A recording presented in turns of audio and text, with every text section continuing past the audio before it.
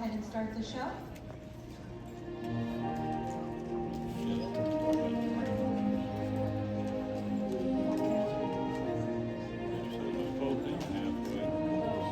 right, friends, I do need everyone to be fully seated at this time.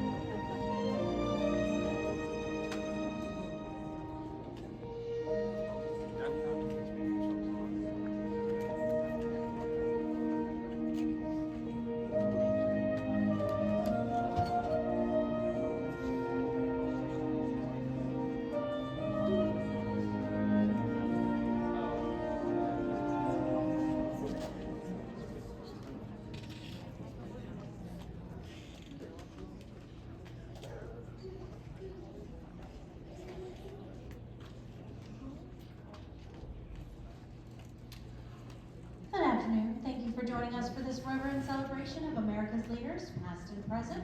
Now the Walt Disney World Resort is proud to present the Hall of Presidents.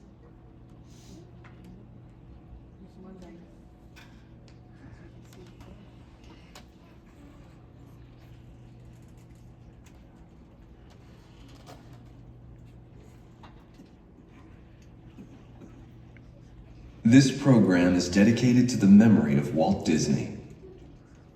In 1971, his love for America inspired the creation of the Hall of Presidents, a place to celebrate the optimism and goodwill he saw at the heart of the American story. Walt's vision was to honor the nation by honoring the American presidency.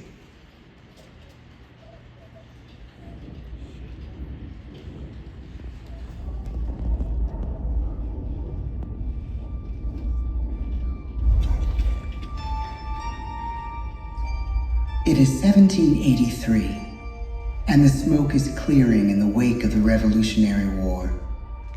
Over the course of 8 grinding years, General George Washington has led a force of shopkeepers, farmers, and Native American allies to victory over the greatest military power in the world. A new nation has been born, independent and free. The founders must form a national government. In 1787, through months of passionate debate, they create a written constitution. For the country's highest office, they imagine something new in the history of the world. A leader not born to power like a king or queen. A leader who has not seized power through conquest. A leader not separate from the people, but elected by the people. From among the people.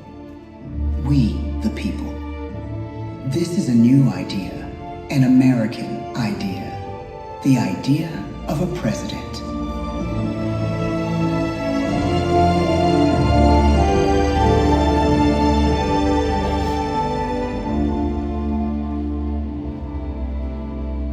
The people don't know exactly what a president will be, but there is little doubt who it will be. George Washington's stature and bearing have marked him as a leader.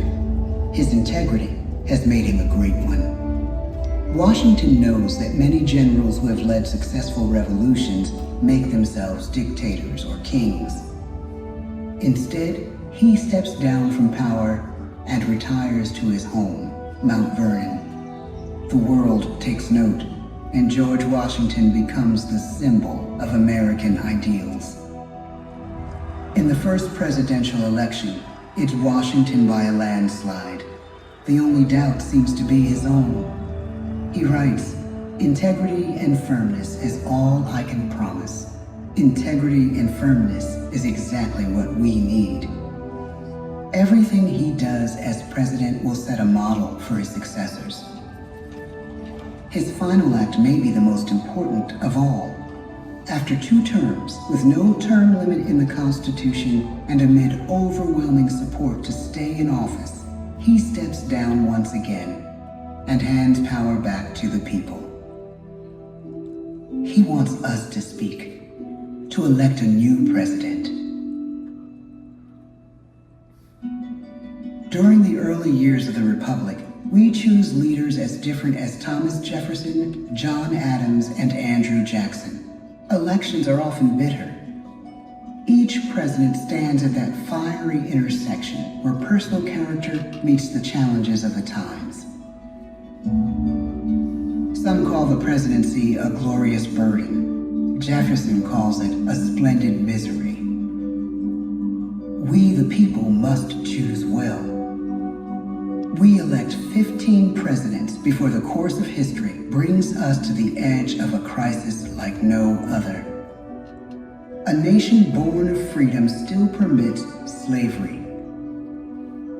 As the country pushes west, will new states be slave or free? The question produces bitter conflict. The issue rocks the election of 1860 and brings Abraham Lincoln onto the national stage. The tall, lanky, some say uncouth candidate from Illinois is a master of words at a time when speeches are printed in full for people to read. A house divided against itself cannot stand, he has said. With Lincoln's election, the House does indeed divide. Civil War. 11 states secede from the Union. The war becomes a defining passage in the American story. The president's own inner strength and depth of character changed the course of history. Lincoln had come up the hard way on the American frontier, desperately poor, with less than a year of formal schooling. His early years were scarred by tragedy, the death of his mother, his sister, his first love. He struggles with depression, but never loses his determination to rise above it. He once said he's driven by a desire to leave the world a little better place for having lived in it. The war rages. Lincoln fights to preserve the Union and end slavery. Neither is a sure thing. At Gettysburg, Pennsylvania, 6 months after one of the bloodiest battles of the war, the president dedicates a cemetery to the thousands of soldiers who died there, in words we can never forget.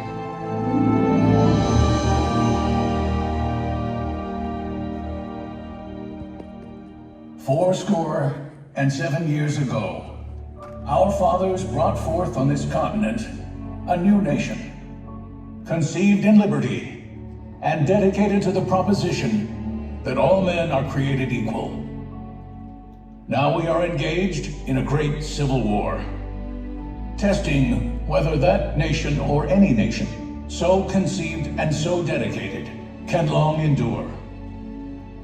We are met on a great battlefield of that war. We have come to dedicate a portion of that field as a final resting place for those who here gave their lives, that that nation might live. It is altogether fitting and proper that we should do this. But in a larger sense, we cannot dedicate, we cannot consecrate, we cannot hallow this ground. The brave men, living and dead, who struggled here, have consecrated it far above our poor power to add or detract. The world will little note, nor long remember what we say here, but it can never forget what they did here. It is for us, the living, rather, to be dedicated here to the unfinished work which they who fought here have thus far so nobly advanced. It is rather for us to be here dedicated to the great task remaining before us, that from these honored dead we take increased devotion to that cause for which they gave the last full measure of devotion. That we here highly resolve that these dead shall not have died in vain, that this nation, under God, shall have a new birth of freedom, and the government of the people, by the people, for the people, shall not perish from the earth. The blood of over 500,000 Americans is spilled in this Civil War. President Lincoln's enduring hope is to give true meaning to the sacrifices of so many, to lead us to that new birth of freedom. With the end of the war and the end of slavery, a new birth truly begins. As we roll toward the 20th century, settlers roll west on wagon wheels and railroads connect the nation coast to coast. Millions of immigrants pour in from Europe and Asia. Population doubles. Our economy triples. Our standing among nations rises. We need presidents who can lead both at home and abroad. At the same time, a young Theodore Roosevelt is retreating from New York politics and personal tragedy. The death of his wife and his mother on the same day in the same house. In the Badlands of North Dakota, he rethinks his life and the life of his country. He returns stronger in body and spirit. His renewed energy is just what his country needs.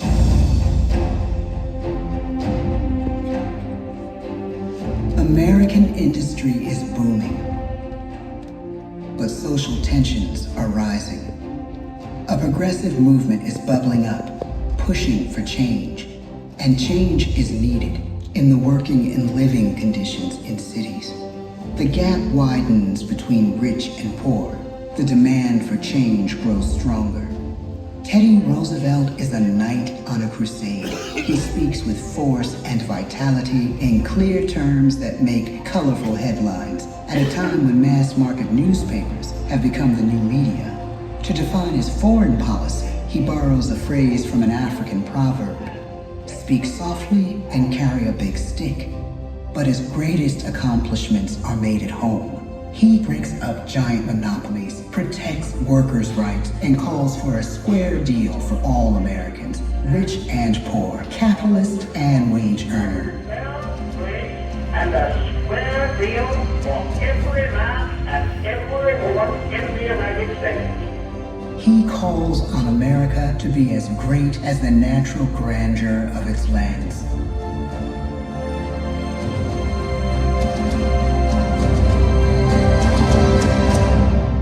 Keep your eyes on the stars and your feet on the ground, he tells us. And we do.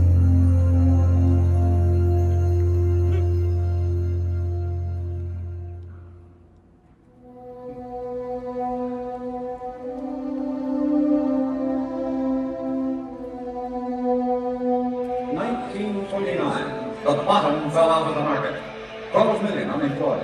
The breadlines and the soup. The results of the 1932 election now appear. When we elect our 32nd president, it is the worst of times. The course of history and the course of one president's life again shape a turning point in our national destiny. Franklin D. Roosevelt, paralyzed by polio, knows how to restore the faith of a people paralyzed by the Great Depression. I believe in practical explanation and in practical policy. He has found the inner strength his countrymen now need. He speaks to us like a friend, a neighbor. His optimism is contagious, his voice perfect for the latest breakthrough medium, radio. He calls us to believe we have nothing to fear but fear itself. And we do believe. Tonight's attacks on England are perhaps the most widespread of the war in the course of the day. But an even greater challenge dominates his final years in office: the Second World War.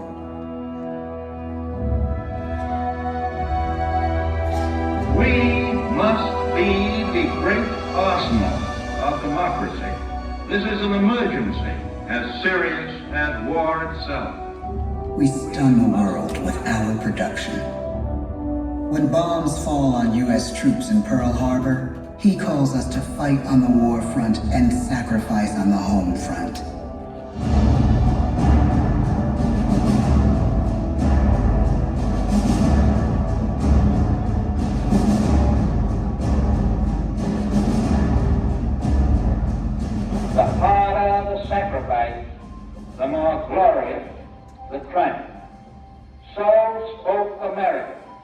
in the year 1776. So speak Americans today. The world changes, the country changes, and yet, in one sense, what we need most from our presidents has never changed. A guiding vision that calls forth the best that America can be. Will outer space be developed for the benefit of all mankind? Or will it become another focus for the arms race? The choice is urgent, and it is ours to make. Ask not what your country can do for you. Ask what you can do for your country. But really, it's all of us who must overcome the crippling legacy of bigotry and injustice. And we shall overcome. One of the agreements that President Sadat and Prime Minister Begin are signing tonight is entitled A Framework for Peace in the Middle East. Mr. Gorbachev, tear down this wall. You have lost too much, but you have certainly not lost America. I can hear you. The rest of the world hears you. Loving this country requires a willingness to speak out for what is right, to shake up the status quo. That's America. Our presidency is no longer just an idea. It is an idea with a proud history. Ladies and gentlemen, the presidents of the United States of America.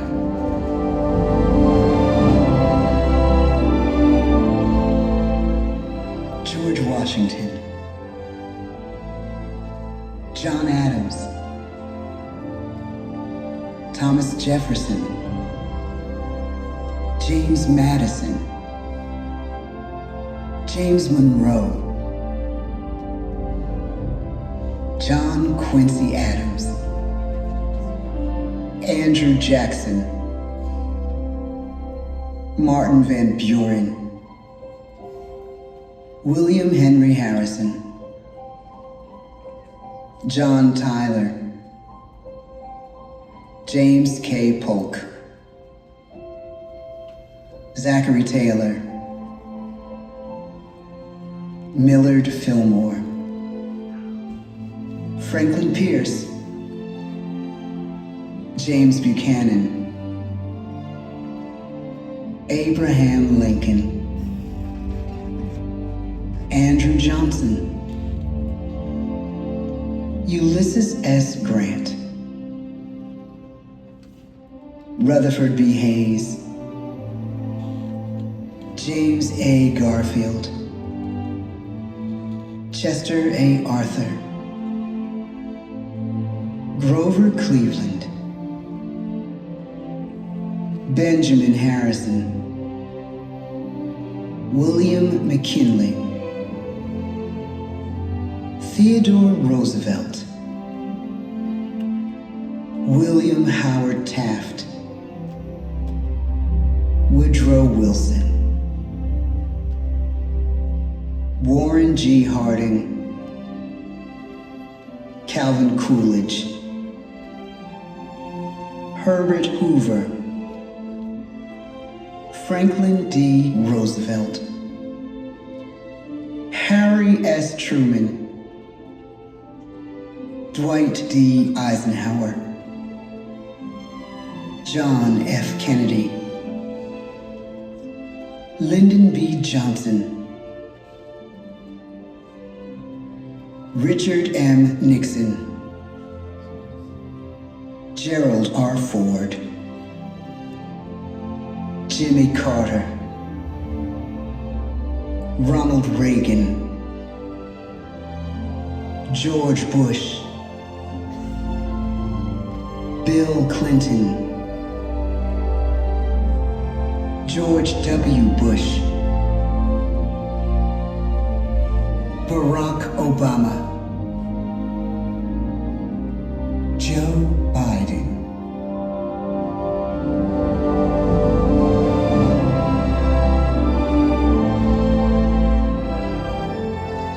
And now we come to the present. Once again, we place our trust in the idea of a president, as we have from the beginning. My fellow citizens, no event could have filled me with greater anxieties than that notification on the 14th day of April, 1789, that you had selected me to lead our nation. But it was with the confidence of my fellow citizens that I took an oath. 35 simple words that have been repeated by every American president throughout history. I, Donald John Trump, do solemnly swear that I will faithfully execute the office of President of the United States and will, to the best of my ability, preserve, protect, and defend the Constitution of the United States. So help me God. The presidency of the United States is a role unique in the world, an office entrusted to each president by us, we the people. Therein lies the genius of that new idea, now over 200 years old. A new idea our presidents have turned into a great American idea again and again.